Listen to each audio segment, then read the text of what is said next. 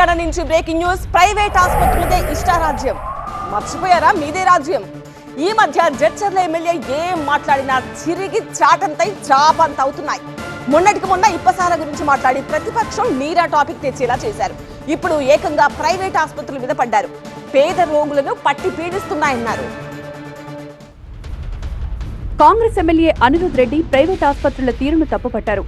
ఒక్కొక్క private hospital పోతే ఇంకోటి ఏదో ఉన్నది, ఈ అంబులెన్స్ వాళ్ళతో పైసలు పెట్టుకున్న అంబులెన్స్ ఎక్కగానే వాళ్ళు కావాలని చెప్పి గవర్నమెంట్ హాస్పిటల్ వద్దని చెప్పేసి ప్రైవేట్ హాస్పిటల్ తీసుకొని వాళ్ళు ఇష్ట రాజ్యంగా పోయిన రోజు 5 లక్షలు కట్టు, నెక్స్ట్ డే 10 లక్షలు కట్టు, 10-15 లక్షలు 20 లక్షలు. అరే మనిషి చనిపోతుందని చెప్తే కూడా వారికి అసలు కొంచెం మానవత్వం కూడా లేకుండా పోయింది ప్రైవేట్ హాస్పిటల్.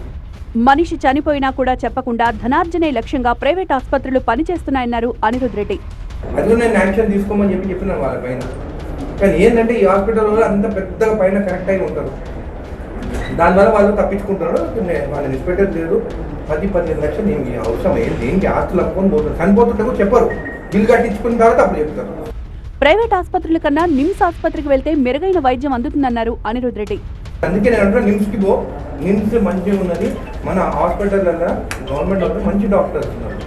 ముందు చెక్ చేయలేదు, నిమ్స్ దాంట్లో చెక్ చేయించారు నేను మాట్లాడాను.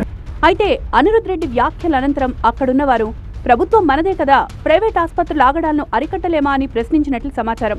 దీంతో తాను రోగులకు అన్యాయం చేసిన ప్రైవేట్ ఆసుపత్రులపై పోరాడుతున్నానని బదులిచ్చారు అనిరుద్ రెడ్డి.